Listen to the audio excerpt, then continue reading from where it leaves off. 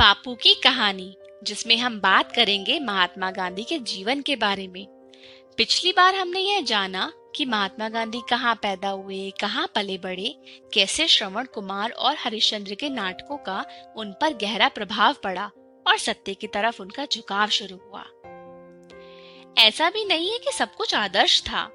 मोहन के बड़े भाई और एक रिश्तेदार की शादी थी।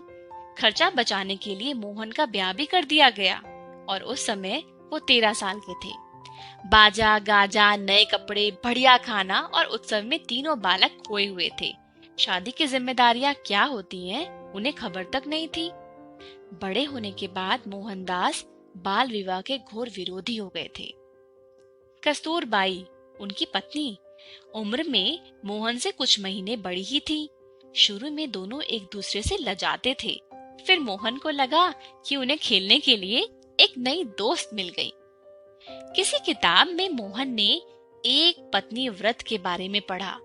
उन्हें बात जम गई। पति को तो अपनी पत्नी के प्रति वफादार रहना ही चाहिए, लेकिन इस व्रत का उन पर एक बुरा असर भी पड़ा। वो खुद को कस्तूरबाई से बेहतर समझने लगे। हमेशा ही उन्हें अपनी निगरानी में रखना चाहते थे।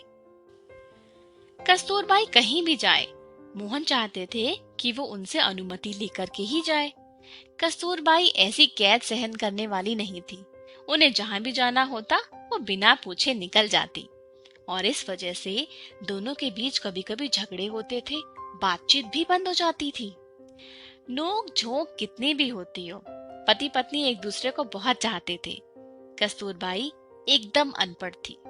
मोहन उन्हें अपनी किताबों से पढ़कर सुनाते थे।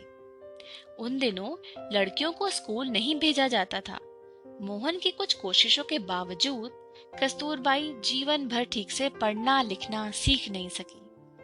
शादी की वजह से मोहन की 1 साल की पढ़ाई बिगड़ गई थी, लेकिन एक अध्यापक ने उन पर भरोसा किया और उन्हें एक कक्षा आगे डलवा दिया। उनका कहना था, मेहनत करो, 2 दर्जे की परीक्षा 1 साल में पास कर लोगे। 2 साल की परीक्षाएं एक साथ देना! इसी समय पढ़ाई का माध्यम गुजराती से अंग्रेजी हो गया। रेखा गणित तो मोहन के लिए बहुत कठिन थी, कुछ समझ में ही नहीं आता था। उनका मन करता कि एक कक्षा नीचे चले जाएं, लेकिन अगर फेल हुए तो गुरुजी का विश्वास टूट जाएगा, शर्मिंदगी तो होगी ही। डर के मारे उन्होंने खूब मेहनत करी और फिर रेखा गणित समझ में आने लगा, आसान लगने लगा। वे सहज तर्कशास्त्र ही तो था। संस्कृत के अध्यापक बहुत सख्त थे। मोहन को संस्कृत में इतना कुछ रटना, उसे याद रखना मुश्किल लगता था। वो संस्कृत छोड़ने की कोशिश करने लगे। शिक्षक को यह बुरा लगा कि छात्र हार मान रहा है। उन्होंने मोहन की हिम्मत बढ़ाई और उनके प्यार ने मोहन का मन बदल दिया। लगातार अभ्यास करने से उनकी संस्कृत ठीक हो गई। बड़े होने के बाद बापू संस्कृत शिक्षक कृष्ण शंकर जी का बहुत उपकार मानते थे। उन्हीं की वजह से वे संस्कृत शास्त्रों का आनंद ले पाए। बापू कहते थे कि उच्च शिक्षा में मातृभाषा के अलावा हिंदी, अंग्रेजी, संस्कृत, फारसी और अरबी जैसी पुरानी जुबानें सीखने वालों को बहुत से फायदे होते हैं। उनके लिए दूसरी भाषाएं सीखना सुलभ हो जाता है। कभी कभी जब विद्यालय मोहन को कोई पुरस्कार या वजीफा देता तो उन्हें अचरज होता। वो बहुत होशियार चाहे नहीं हो, लेकिन मेहनती और ईमानदार तो थे। सभी अध्यापक उनके लिए स्नेह रखते थे। पढ़ाई का डर उनके मन से अब चला गया था। पढ़ाई की ही नहीं, उन्हें अपने व्यवहार की भी चिंता रहती थी। छोटी सी चूक से उनकी आंख भर आती। कोई शिक्षक अगर डांट देता तो पूछो ही मत। मोहन को सजा मिलने से ज्यादा इस बात का पछतावा होता कि उन्होंने सजा लायक काम किया ही क्यों। उच्च विद्यालय के प्रधान अध्यापक दोराब जी हर काम कायदे से करते थे। अनुशासन और खेलकूद पर उनका जोर था। वे सभी लड़कों के प्रिय भी थे। पढ़ाई के बाद व्यायाम, क्रिकेट या फुटबॉल जब तक अनिवार्य नहीं हुए तब तक मोहन उनमें भाग नहीं लेते थे। शर्मीले थे तो उन्हें संकोच भी होता था। वो खेल कूद का शिक्षा में कोई स्थान नहीं मानते थे। मोहन एक बार शनिवार को खेल के मैदान में देर से पहुंचे। उनकी हाजिरी नहीं लगी। बाद में दोराब जी ने उनसे कारण पूछा तो जवाब मिला वो उन्हें ठीक नहीं लगा।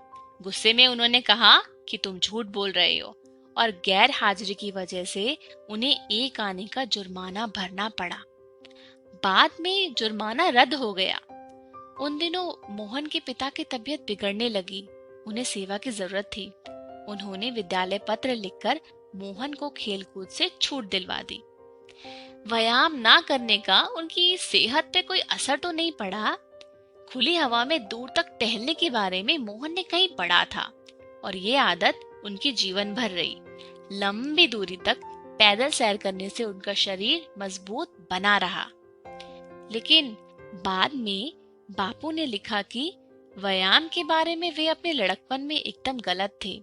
उन्हें बड़ा होने पर ही समझ में आया कि शिक्षा के लिए शरीर की कसरत भी उतनी ही जरूरी है जितना कि मानसिक अभ्यास। आज के लिए इतना ही। अगली बार हम देखेंगे कि बचपन में बापू के दोस्त किस तरह के थे और उनका क्या प्रभाव पड़ा। इस वीडियो से हम सीखेंगे 5 अंकों तक की संख्याओं के सांख्यिक नाम, स्थानीय मान और प्रसारित रूप।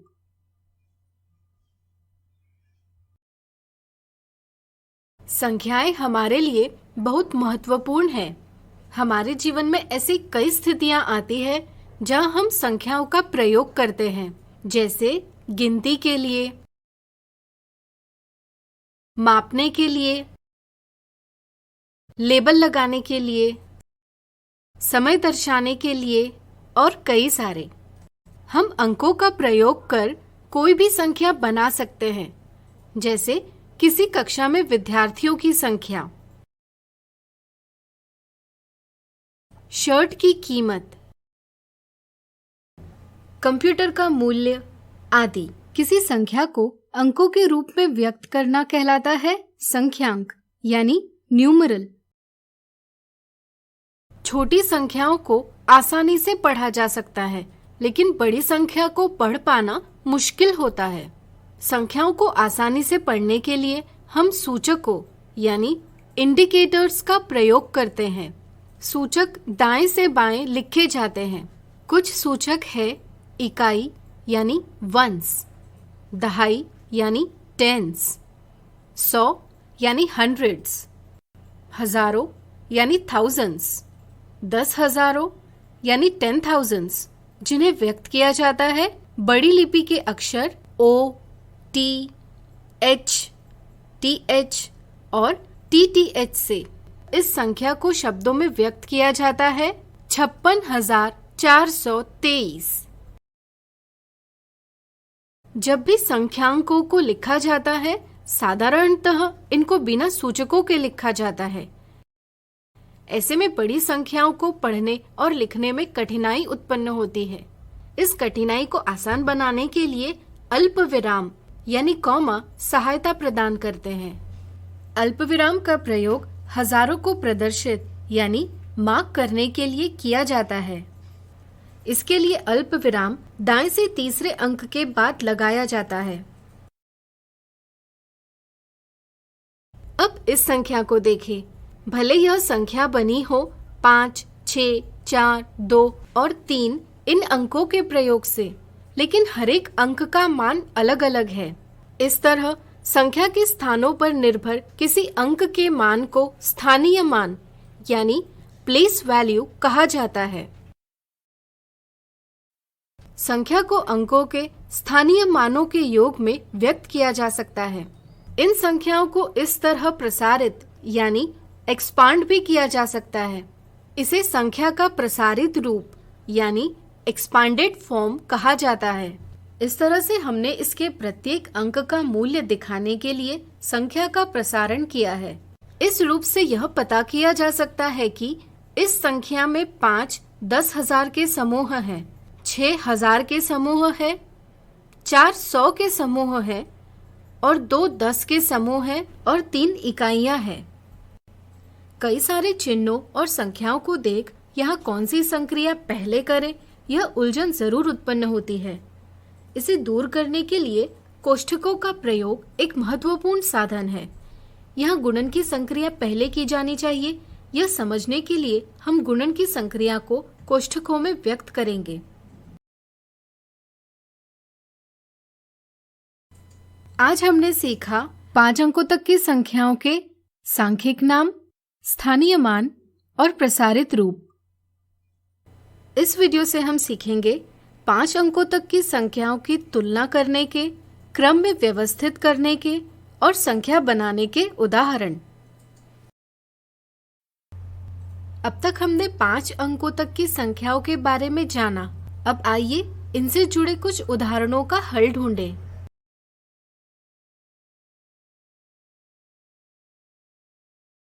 उदाहरण, यह अनिल की दुकान है। यहाँ मिठाइयों के कुछ डिब्बे हैं जिन्हें अनिल को किसी क्रम में व्यवस्थित यानी अरेंज करना है, लेकिन वह उलझन में है। इन्हें व्यवस्थित कैसे करें? क्या आप उसकी सहायता कर पाएंगे? यहाँ मिठाइयों के बक्सों का मूल्य यानी कॉस्ट अलग अलग है। इनके मूल्यों की तुलना यानी कंपैरिजन कर इन्हें व्यवस्थित किया जा सकता है। सबसे पहले हम जानेंगे कौन सी संख्या कितने अंकों से बनी है। जितने कम अंक उतनी छोटी संख्या, यानी कि 75 सबसे छोटी संख्या है। इसलिए हम 75 रुपए कीमत के सभी डिब्बे सबसे नीचे रखेंगे। अगर अंकों की संख्या समान हो तब संख्याओं के सबसे बाएं अंक की तुलना करेंगे, यानी कि स्थानीय मान यानी प्लेस वैल्यू की तुलना करेंगे। यहाँ 1 सबसे छोटा है, यानी कि उसका स्थानीय मान सबसे कम है। इसलिए 125 इन दोनों से छोटी संख्या है। आइए 125 मूल्य के सभी डिब्बों को 75 मूल्य के डिब्बों के ऊपर रखें। अब इन दोनों में देखा जाए तो सबका बायां अंक समान है, इसलिए हम उसके आगे वाले अंक की तुलना करेंगे। यह भी समान है, इसलिए हम उसके आगे वाले अंक की तुलना करेंगे। यहाँ 5, यह अंक 8 से छोटा है, इसलिए 215 218 से छोटी संख्या हुई। आइए 215 रुपए मूल्य के डिब्बों को इनके ऊपर व्यवस्थित करें। अब बचे 218 रुपए मूल्यों के बक्सों को सबसे ऊपर रखें। इस तरह से हमने छोटी संख्या से बड़ी संख्या तक व्यवस्थित यानी अरेंज कर आरोही क्रम यानी असेंडिंग ऑर्डर बनाया। अगर इसे ही उल्टा किया जाए यानी बड़ी संख्या से छोटी संख्या तक व्यवस्थित करें तो अवरोही क्रम यानी डिसेंडिंग ऑर्डर प्राप्त होगा। क्रम में देखकर अब अनिल की उलझन दूर हुई। अगला उदाहरण, 5, 0 और 2 से अंकों के बिना पुनरावृत्ति यानी रिपीटेशन किए 3 अंकों वाली संख्याएं बनाइए। अंकों को साथ रखकर हम संख्या बना सकते हैं, जैसे यहाँ हमने 502 ये संख्या बनाई। इस संख्या के अंकों का स्थानांतरण यानी शिफ्टिंग कर हम कुछ और संख्याएं बना सकते हैं, लेकिन हमें प्रतिबंध यह दिया है कि संख्याएं 3 अंकों वाली होनी चाहिए। क्या यहाँ से सभी 3 अंकों वाली संख्याएं हैं? इनमें 025 052 ये दोनों 3 अंकों वाली संख्याएं नहीं हैं। ऐसा क्यों? क्योंकि किसी संख्या के पहले 0 लिखे जाने से संख्या के मान में कोई बदलाव नहीं होता, यानी 25 और 52 दोनों 2 अंकों वाली संख्याएं ही है। इस तरह से दिए अंकों से सिर्फ यही 3 अंकों वाली संख्याएं बना सकते हैं। अगला उदाहरण, 9, 6, 3, 7, 4 इन अंकों से 9 को दहाई यानी टेंस के स्थान पर रखकर सबसे बड़ी यानी ग्रेटेस्ट और सबसे छोटी यानी स्मॉलेस्ट संख्या बनाइए। चलिए दिए प्रतिबंध के साथ सबसे बड़ी और सबसे छोटी संख्या बनाएं। प्रतिबंध के अनुसार सबसे पहले 9 को दहाई के स्थान पर लिखें। बड़ी संख्या के लिए बचे अंकों को अवरोही क्रम में व्यवस्थित करें और छोटी संख्या के लिए बचे अंकों को आरोही क्रम में व्यवस्थित करें। इससे बड़ी संख्या बनी 76,493 और छोटी संख्या बनी 34,697। इससे आपको 5 अंकों तक की संख्याओं की समझ बन गई होगी। इस तरह से हमने सीखा 5 अंकों तक की संख्याओं की तुलना करने के, क्रम में व्यवस्थित करने के और संख्या बनाने के उदाहरण।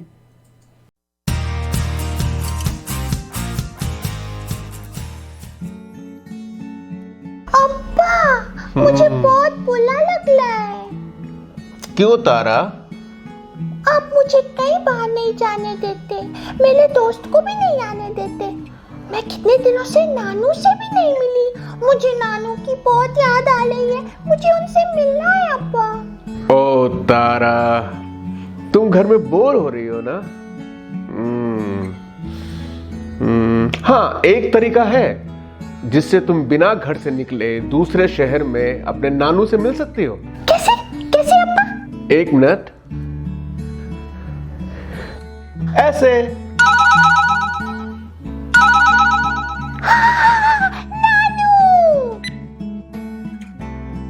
हेलो बेटा, हेलो, कैसी है मेरी टिम टिम ताला? नमस्ते पापा, कैसे हैं आप? हाँ, हेलो बेटा, नमस्ते। नानू नानू, कैसे हैं आप नानू? अब्बा मुझे आपके पास ला ही नहीं ले, वो मुझे कहीं भी जाने नहीं दे ले। कल तो पिंकी की मम्मी आई थी घर पर, अब्बा ने उन्हें भी बाहर से ही लौटा दिया। उनको मुझे प्यार भी नहीं करने दिया। तारा को इस वक्त बहुत बुरा लग रहा है ना, पर मेरी समझदार तारा को पता है ना कि ये सब कुछ क्यों जरूरी है। बोलो तारा। हाँ नानू, पता तो मुझे है। अब्बा सावधानी बरत रहे हैं, क्योंकि कोरोना वायरस से बीमार किसी भी व्यक्ति के नजदीक आने से, उसे छूने से, हाथ मिलाने से, गले लगाने से या उसकी छुई हुई चीजों को छूने से हम भी बीमार हो सकते हैं। और तारा, इससे चेन बन जाती है, एक से दूसरे को, फिर दूसरे से तीसरे को, और थोड़े ही दिनों में ये सब जगह फैल जाती है। कोरोना वायरस की इस चेन को तोड़ने के लिए दूसरों से दूरी रखना बहुत जरूरी है तारा। और तारा को तो पता है इसे क्या कहते हैं? क्यों तारा? हाँ अब्बा, आपने बताया था इसे सोशल डिस्टेंसिंग कहते हैं। मतलब दूसरों से सुरक्षित दूरी, कम से कम 1 मीटर की दूरी। और तारा को ये भी पता है कि अभी तो लॉकडाउन चल रहा है, किसी को घर से बाहर नहीं जाना है, ठीक है? लॉकडाउन के दौरान भी सोशल डिस्टेंसिंग यानी दूसरों से सुरक्षित दूरी कहाँ कहाँ रखनी है, तारा को पता है ना? हाँ, मैं बताती हूँ। दवाई की दुकान, राशन, सब्जी, फल की दुकान, हॉस्पिटल, शेल्टर होम्स और रास्तों में जहाँ भी 1 से ज्यादा लोग हैं, वहाँ दूसरों से कम 1 मीटर की दूरी रखनी है। हाँ? और हाँ तारा, हमने टीवी पर भी देखा है कि हमारे धर्मगुरु बार बार लोगों से घर पर पूजा और इबादत के लिए कह रहे हैं, और यही सही है। क्यों तारा, सही है ना? हाँ, सबसे जरूरी यही बात है, घर से बाहर ही ना निकले तो एकदम सेफ रहेंगे। और अगर किसी जरूरी काम से बाहर जाना भी पड़े तो मास्क लगा कर जाओ, और एक दूसरे से 1 मीटर की दूरी पर खड़े रहो। जैसे मैं सब्जी लेने जाता हूँ तो मैं मास्क पहन कर जाता हूँ, और लाइन में सबसे 1 मीटर की दूरी पर खड़ा होता हूँ। अच्छा अब्बा, क्या हम एक ही मास्क बार बार पहन सकते हैं? नहीं तारा, नहीं। 6-8 घंटे में, या अगर मास्क गीला हो गया है तो उसे बदल देना चाहिए। और ये बिल्कुल जरूरी नहीं है कि सर्जिकल मास्क ही पहने, घर में बने कपड़े के मास्क भी इस्तेमाल कर सकते हैं। और दोस्तों, हाथ अच्छे से साबुन पानी से धोकर ही मास्क पहनना। अच्छा नानू, आपकी देखभाल कौन कर रहा है? हम लोग तो इतनी दूर हैं। मेरी प्यारी तारा, तारा तुम चिंता मत करो, यहाँ मेरे पड़ोसी मुझे फोन करते रहते हैं, समझे? और जरूरत हो तो दवाई वगैरह दरवाजे पर छोड़ जाते हैं। और तारा, जब ये सब कुछ ठीक हो जाएगा तब तो तुम घर मेरे पास आ ही सकती हो। तब तक तुम अपने घर से ही मुझे और अपने दोस्तों को फोन कर सकती हो, अपने अप्पा से अच्छी अच्छी बातें कर सकती हो, कहानियाँ सुन सकती हो। और मैं अपनी फेवरेट बुक्स पढ़ सकती हूँ, खेल सकती हूँ, गाना गा सकती हूँ, डांस कर सकती हूँ और घर के कामों में अप्पा की मदद भी कर सकती हूँ। और पता है नानू, मेरी टीचर रोज रोज फोन पर जरूरी लेसन बता देती है, जिससे कि हमारी पढ़ाई भी लगातार चलती रहे। बहुत अच्छे तारा, बिल्कुल सही, मेरी प्यारी प्यारी टिम टिम ताला। ओके नानू, bye, I love you. Bye पापा। Okay bye bye, I love you too बेटा। घर पर ही रहो, सुरक्षित रहो। आज हम सीखेंगे परिमेय संख्याएं। आप जानते ही होंगे कि गिनती करने के लिए प्रयोग की जाने वाली संख्याएं 1, 2, 3 इत्यादि प्राकृत संख्याएं यानी नेचुरल नंबर्स कहलाती है, जिन्हें हम n से निरूपित करते हैं। प्राकृत संख्याओं में शून्य को सम्मिलित करने से बनने वाला समूह कहलाता है पूर्ण संख्याएं यानी होल नंबर्स, जिन्हें हम W इस अक्षर से निरूपित करते हैं। पूर्ण संख्याओं के साथ ऋणात्मक संख्याएं सम्मिलित की जाए तो बनने वाला समूह कहलाता है पूर्णांक यानी इंटीजर्स। हम पूर्णांक को Z इस अक्षर से निरूपित करते हैं। Z यह अक्षर जर्मन भाषा के ज़ालिन इस शब्द से लिया गया है, जिसका अभिप्राय पूर्णांक से है। अब मान लीजिए एक व्यक्ति शून्य स्थान पर खड़ा है। अगर वह दाई दिशा में आगे बढ़ता है तो हम उसके द्वारा तय की गई दूरी को धन चिन्ह से निरूपित करते हैं, और अगर वह बाईं ओर बढ़ता है तो हम उसके द्वारा बाईं ओर तय की गई दूरी को ऋण चिन्ह से निरूपित करते हैं। ध्यान रहे, साधारणतः हम धन चिन्ह को नहीं दर्शाते। अगर हम दूरी को ऋण 3/4 किलोमीटर से निरूपित करते हैं तो इसका अर्थ होगा व्यक्ति ने बाईं ओर 3/4 किलोमीटर दूरी तय की है। और अगर हम दूरी को 3/4 से निरूपित करते हैं तो हमें पता चलेगा कि व्यक्ति ने दाईं ओर 3/4 किलोमीटर की दूरी तय की है। क्या हम 3/4 या ऋण 3/4 जैसी संख्याओं को प्राकृत संख्याएं, पूर्ण संख्याएं या पूर्णांक इनमें से किसी समूह में रख सकते हैं?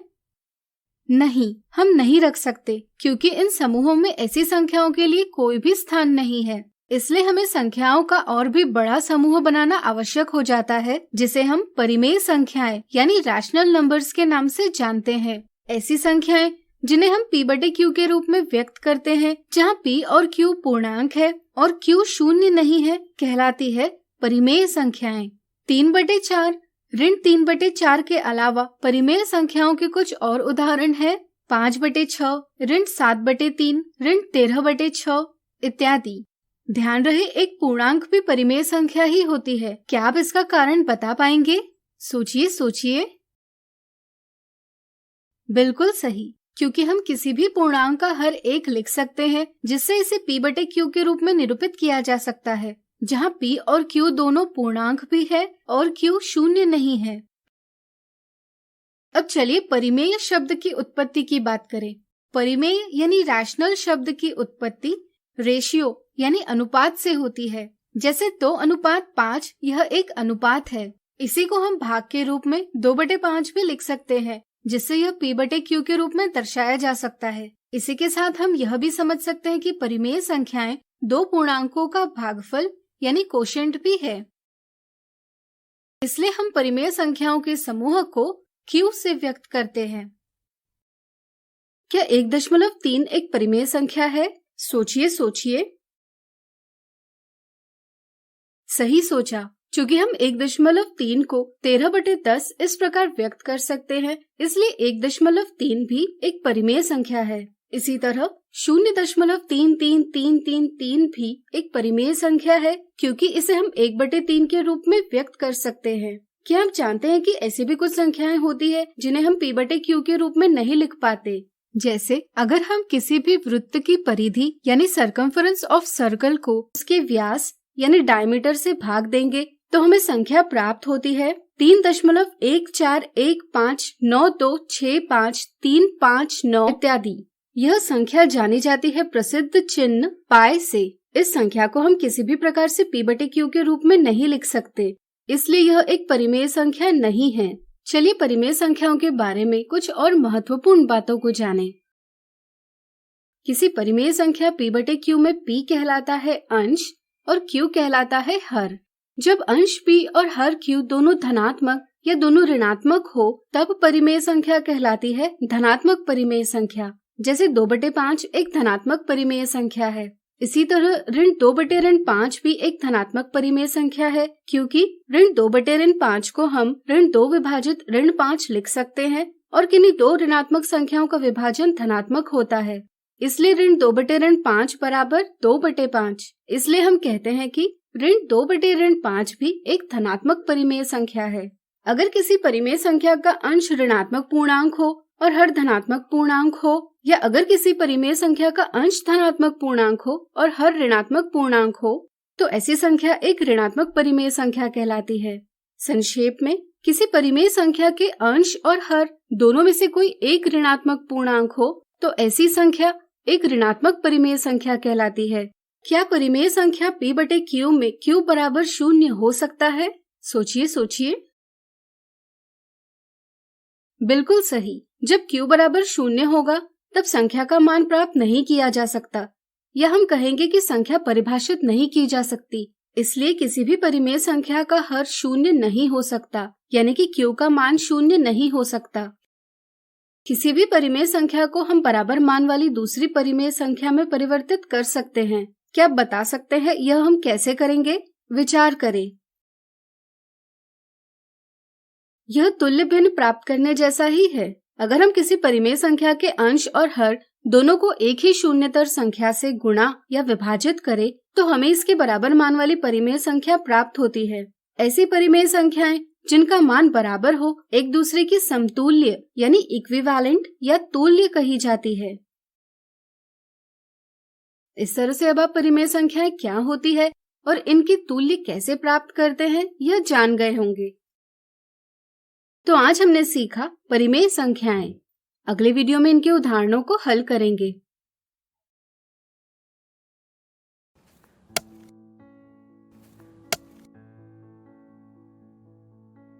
अरे भाई राजू, क्या?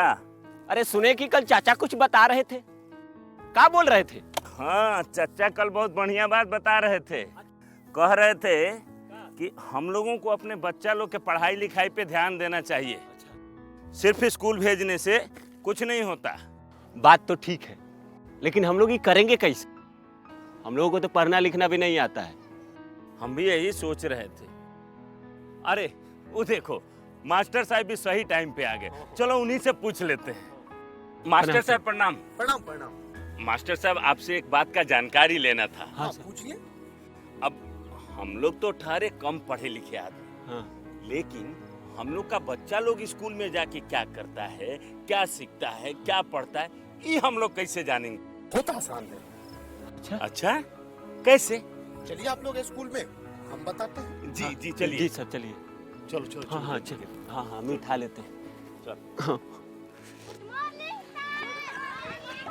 आइए, ये देखिए, ये है क्लास 3 का अधिगम प्रतिफल पोस्टर।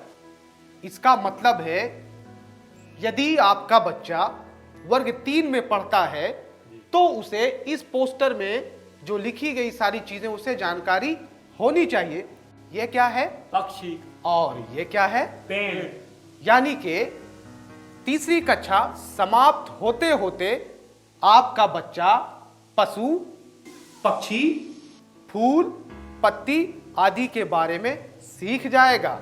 हर क्लास और हर विषय के लिए अधिगम प्रतिफल पोस्टर बनाए गए हैं। आइए कुछ दूसरे तरीके जानते हैं। जी सर। ये देखिए, ये है हमारे बच्चों की कॉपियाँ और ये है सही का निशान। इसका मतलब है कि इस प्रश्न का उत्तर आपके बच्चे ने बिल्कुल सही दिया है। जितना ज़्यादा होंगे ये निशान उतना बढ़िया सीखा है आपका बच्चा। और ये क्या है? गलत का निशान। हाँ, ये है गलत का निशान और इसका मतलब है आपके बच्चे ने इस प्रश्न में कुछ गलती की होगी। और ये निशान जितना ज़्यादा होगा आपको अपने बच्चे पे उतना ही ध्यान देने की ज़रूरत है। लेकिन पूरे साल में हमारा बच्चा क्या क्या सीखा ये कैसे जानेंगे? बिल्कुल जानेंगे। उसके लिए भी हमारे पास कुछ साधन है। उनमें से एक है प्रगति पत्रक। इसके माध्यम से आप घर बैठे जान सकेंगे कि आपका बच्चा पूरे साल में क्या कुछ सीखा। देखिए, ये है 3 स्टार। इसका मतलब होता है सीख चुका है, आपका बच्चा सीख चुका है। और 2 स्टार का मतलब है बच्चा सीख रहा है। और 1 स्टार का मतलब अभी सीखने की आवश्यकता है। जी हाँ, ये तो बहुत आसान है। अब तो हम जैसे बिना पढ़े लिखे लोग भी अपने बच्चों की कॉपी आसानी से जांच कर पाएंगे। बिल्कुल जांच पाएंगे मनोज। हाँ। मास्टर साहब, आपने तो बिल्कुल सही बात बताई थी। तो ठीक है, चलते हैं। आज जो आपने हमको बताया है वो हम सबको बताएंगे। आप क्या करेंगे? आइए हम मिलकर अपने बच्चों के भविष्य को एक नई उड़ान दें। आज हम पूछेंगे तो कल ये सीखेंगे। दोस्तों, इस वीडियो में आपका स्वागत है। आज की इस वीडियो में हम परिमेय संख्याओं के समृद्ध गुणधर्म क्लोजर प्रॉपर्टी की चर्चा करेंगे। बच्चों, पिछली कक्षाओं में आपने संख्याओं के बारे में तो पढ़ा ही होगा। चलिए एक बार इसे दोहराते हैं। बच्चों, प्राकृत संख्या कौन सी होती है? सर, जिन संख्याओं की सहायता से हम गिन पाते हैं उन्हें हम प्राकृत संख्या कहते हैं। जैसे कि हमारे एक हाथ में 1, 2, 3, 4 और 5 उंगलियां हैं। शाबाश राहुल। बच्चों, अब थोड़ा आगे बढ़ते हैं और इन प्राकृत संख्याओं में शून्य को जोड़ देते हैं। अब कौन बताएगा कि संख्याओं के ऐसे समूह को हम क्या कहते हैं? सर, संख्याओं के ऐसे समूह को हम पूर्ण संख्याएं बोलते हैं। सही कहा मोहन। बच्चों, आप सब जानते ही होंगे कि कई बार हमें ऋणात्मक संख्याओं का इस्तेमाल करना पड़ता है। जैसे कि ठंड के दिनों में कई जगहों पर तापमान को एक ऋणात्मक नेगेटिव संख्या से दर्शाते हैं, जैसे -2 डिग्री सेल्सियस। बच्चों, यदि ऋणात्मक संख्याओं को पूर्ण संख्याओं में जोड़ दें तो प्राप्त संख्याओं के समूह को क्या बोलेंगे? सर, ऐसे संख्याओं के समूह को हम पूर्णांक बोलते हैं। शाबाश राहुल, तुम्हें तो पिछली कक्षा का सब कुछ ध्यान है। बच्चों, आप भिन्नों यानी फ्रैक्शंस के बारे में पढ़ चुके हैं, जहां कि हम किसी संख्या को अंश और हर के रूप में लिखते थे। अब इस संख्या रेखा को देखिए। इसमें शून्य के दाईं ओर जाने पर हमें धनात्मक संख्याएं मिलती हैं और शून्य के बाईं ओर जाने पर हमें ऋणात्मक संख्याएं मिलती हैं। जैसे कि हमें यहां ऋणात्मक 1/2 दिया गया है। आप सब यहां पर देख सकते हैं कि ये ना तो पूर्णांक है ना तो भिन्न है, क्योंकि भिन्न होने के लिए अंश और हर का धनात्मक होना जरूरी है। तो ये कैसी संख्या है? सर, यह एक परिमेय संख्या है। शाबाश मोहन। बच्चों, अब परिमेय संख्या की परिभाषा बताओ। सर, परिमेय संख्याएं वो संख्याएं हैं जिन्हें हम P/Q के रूप में लिख सकते हैं, जहां की P और Q एक पूर्णांक हैं और Q शून्य के बराबर नहीं होता। सर, Q शून्य के बराबर क्यों नहीं हो सकता? मोहन, यदि मैं तुमसे 8/2 का मान पूछूं तो तुम क्या करोगे? सर, मैं एक ऐसी संख्या ढूंढूंगा जो कि 2 से गुना करने पर मुझे 8 दे, और ऐसी संख्या है 4। शाबाश मोहन। अब 8/0 का मान ज्ञात करो। सर, यह तो हो ही नहीं सकता। मुझे ऐसी कोई संख्या ही नहीं मिल रही जो कि 0 से गुना करने पर मुझे 8 दे। सही कहा मोहन। और ऐसी संख्या को हम अपरिभाषित या नॉट डिफाइंड कहते हैं। सर, मैं समझ गया। बच्चों, आपने पिछली कक्षा में समृद्ध गुणधर्म के बारे में पढ़ा ही है, तो बताइए कि समृद्ध गुणधर्म क्या होता है। जब कभी हम किसी समुच्चय यानी सेट के संख्याओं पर किसी संक्रिया का उपयोग करते हैं और प्राप्त फल भी उसी समुच्चय के अंदर आता है, तो हम उस समुच्चय को उस संक्रिया के लिए समृद्ध मानते हैं। शाबाश राहुल। बच्चों, अब इन पूर्णांकों का जोड़ करके देखिए, क्या इन्हें जोड़ने पर हमें पूर्णांक मिल रहे हैं? आप भी वीडियो को रोककर सोच सकते हैं।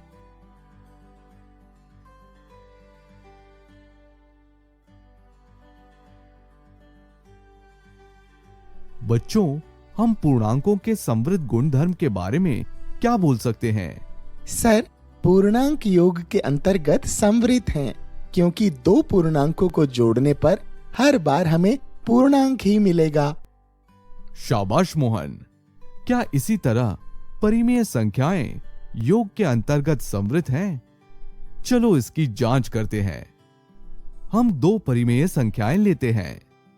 1/4 और 2/3 को जोड़ने पर हमें क्या मिलेगा? आप भी इस सवाल को हल करिए।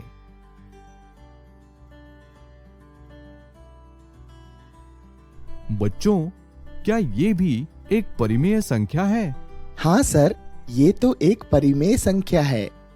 बच्चों, अब निम्नलिखित परिमेय संख्याओं को जोड़कर देखो।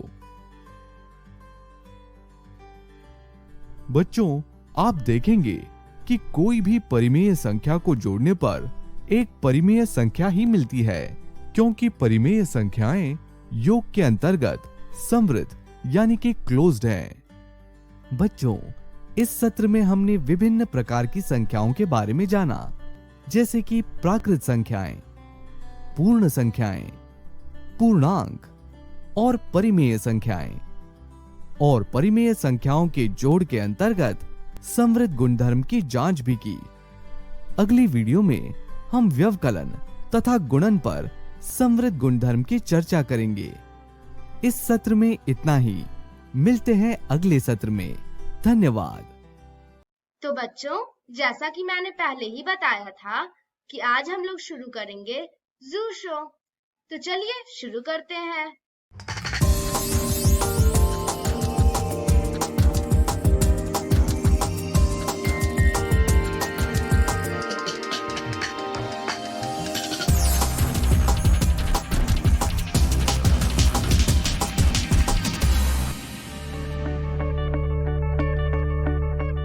संजय गांधी जैविक उद्यान जू आउटरीच प्रोग्राम में आज हम जिस पक्षी के बारे में बात करेंगे वो हिमालयन ग्रिफिन है, जिसे लोग बड़ा गिद्ध भी कहते हैं। ये एक बड़े आकार का फीके पीले रंग का गिद्ध होता है जो सारे हिमालयी क्षेत्र में पाए जाते हैं। हिमालय में ये भारत के अलावा काबुल से भूटान, तुर्किस्तान और तिब्बत तक में पाए जाते हैं। हिमालयन ग्रिफिन एक अनूठा पीला सफेद गिद्ध है। इसके पंख काफी बड़े और पूंछ छोटी होती है। इसका ज्यादातर शरीर हल्के पीले सफेद रंग का होता है।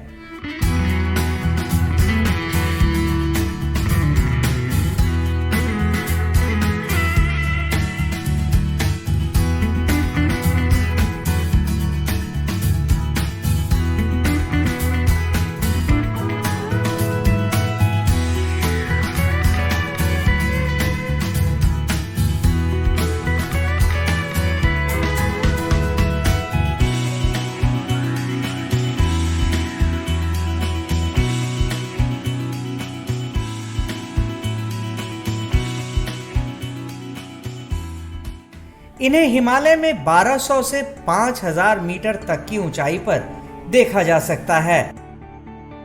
इसमें नर और मादा दोनों एक जैसे ही दिखते हैं। ये गिद्ध दिन के समय सक्रिय होते हैं। इस दौरान ये आसमान में काफी ऊंचाई पर उड़ते हुए मरे जानवर को देखकर एक समूह में उसे खाने के लिए आते हैं।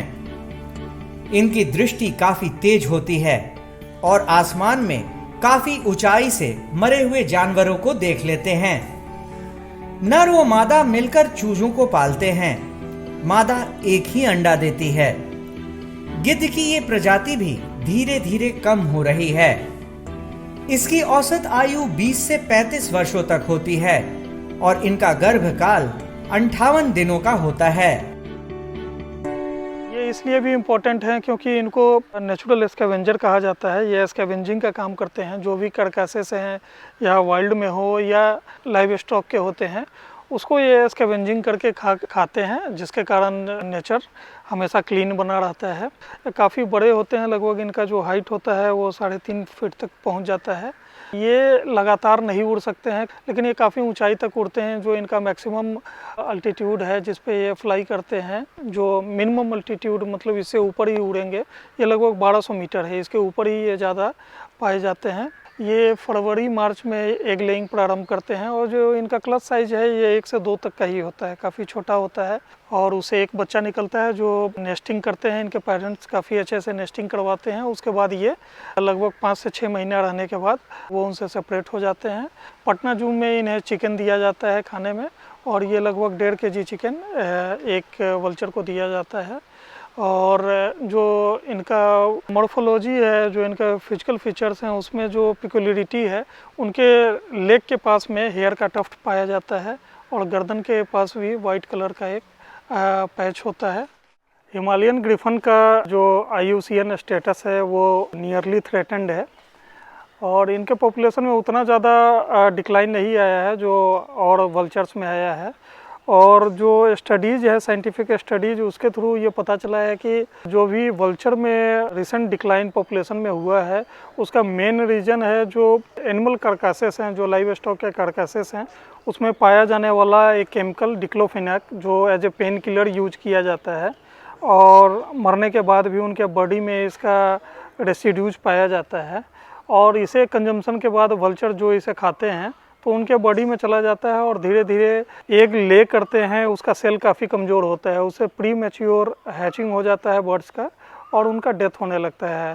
और प्रोलॉन्ग्ड डिक्लोफेनाक को खाने से वल्चर्स हैं, उनके लीवर और अनवाइटल ऑर्गन्स में भी डिजेनरेशन होता है, जिसके कारण उनका समय से पहले डेथ हो जाता है।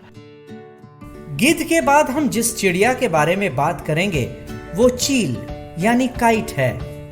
ये बेहद चतुर और फुर्तीले होते हैं। इनके शरीर के ऊपरी हिस्से का रंग भूरा और आंख के पीछे एक काला धब्बा और बाहर का पंख हल्के काले रंग का होता है।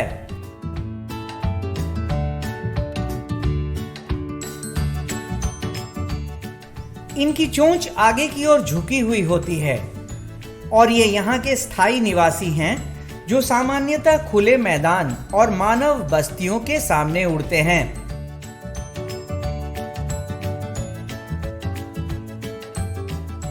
ये शिकारी पक्षी होते हैं जो ऊपर से ही अपने भोजन की तलाश करते हैं और जब इन्हें अपना भोजन दिख जाता है तो बहुत तेजी से उस पर झपट्टा मारकर लेकर उड़ जाते हैं। ये सर्वभक्षी होते हैं जो छोटे पक्षी, चूहे और मरे हुए जानवर खाना पसंद करते हैं।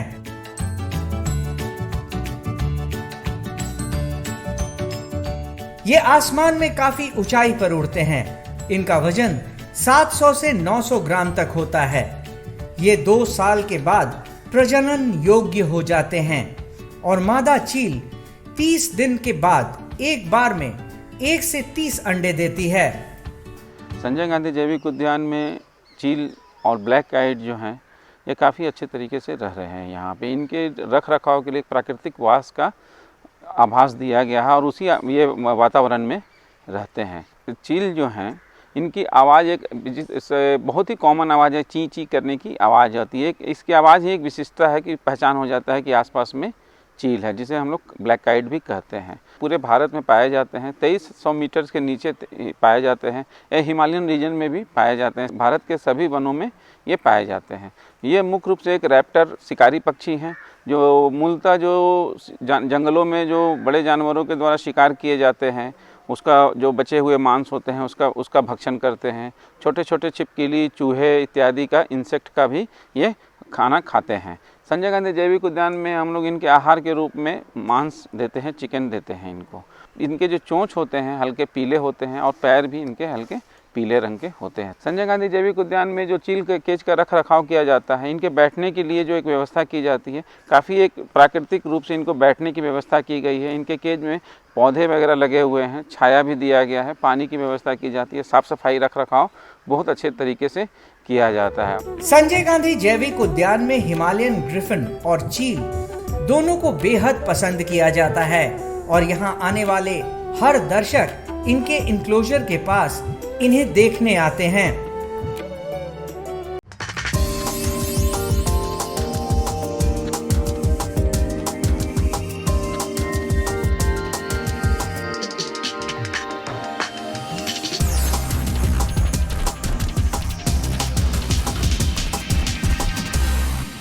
संजय गांधी जैविक उद्यान के जू आउटरीच प्रोग्राम में आपका स्वागत है। आज हम चलेंगे हिप्पोपोटामस के एनक्लोजर में। हिप्पो को बोलचाल की भाषा में दरियाई घोड़ा भी कहा जाता है। यहाँ 3 हिप्पो मौजूद हैं, जिसमें सबसे पुराना है ये नर हिप्पो। दरियाई घोड़ा मुलायम घास और पत्तियों का शौकीन होता है।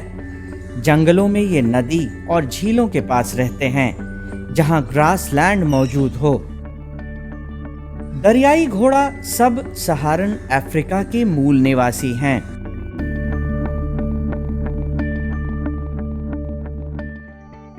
हिप्पो का जन्म पानी में होता है और जन्म के समय ये 35 से 55 किलोग्राम के होते हैं। एक वयस्क नर हिप्पो का वजन 1500 से 3200 किलोग्राम तक हो सकता है। मादा हिप्पो 1350 से 2500 किलोग्राम तक की होती है।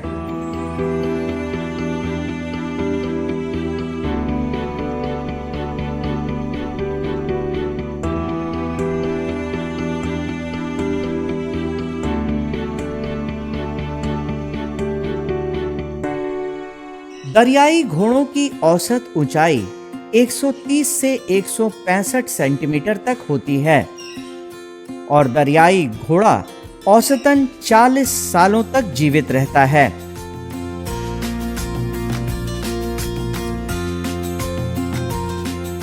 हिप्पो पानी में रहना पसंद करते हैं। ये पानी के अंदर जाकर 30 मिनट तक रह सकते हैं, लेकिन पानी में ज्यादातर 3 से 5 मिनट तक गोता लगाते हैं।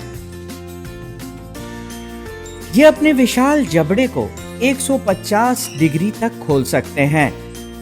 इनका प्रजनन काल 8 महीनों का होता है और मादा हिप्पो 1 या 2 बच्चे को जन्म देती है। हिप्पो एक खतरनाक जानवर है और अफ्रीका में अन्य जानवरों की तुलना में सबसे ज्यादा लोग दरियाई घोड़ा द्वारा मारे जाते हैं।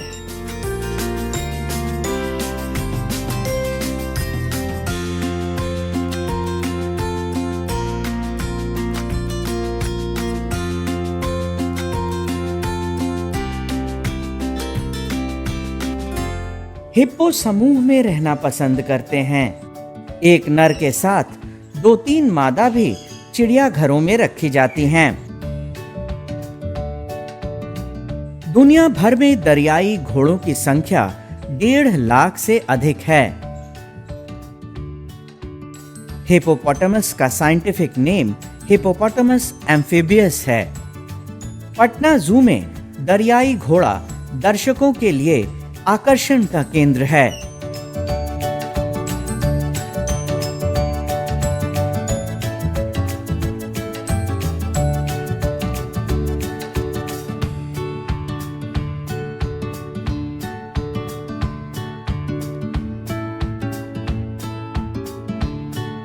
जैसा कि भ्रांति है कि ये गुड स्विमर होते हैं, परंतु ऐसा नहीं है। ये पानी में एक्चुअली चलते हैं और इनके पूरे स्किन पे बाल नहीं पाए जाते हैं। एक विशेष तरह की ग्रंथि होती है जिसके कारण इनका कलर रेड कलर का होता है और ये शाकाहारी जानवर हैं तथा ये मेनली जो भी घास फूस है इसे खाकर अपना जीवन यापन करते हैं। इसके अतिरिक्त ये मूलतः मार्शी एरिया में पाया जाता है या उथले जल में पाया जाता है, कीचड़ में और पानी में इसे रहना पसंद है। और इसकी लंबाई लगभग 12 से 13 फीट तक होती है और ऊंचाई 5 फीट तक होती है। पटना जू में इनकी संख्या अभी 4 है, जिसमें 2 मेल हैं और 2 फीमेल हैं। इन्हें 1992 में कानपुर जू से लाया गया था, फिर 1997 में एक हिप्पो को लखनऊ जू से लाया गया था।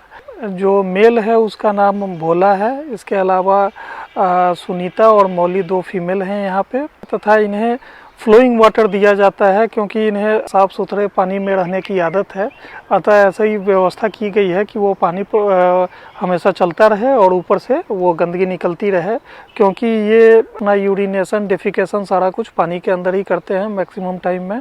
2018 में एक बच्चे का, एक मेल का जन्म भी हुआ है जो काफ़ी अच्छे से अपने मदर के साथ इसमें ग्रो कर रहा है।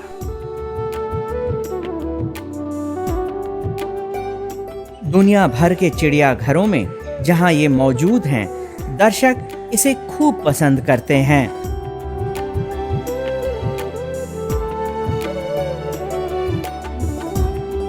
आज की कड़ी में बस इतना ही।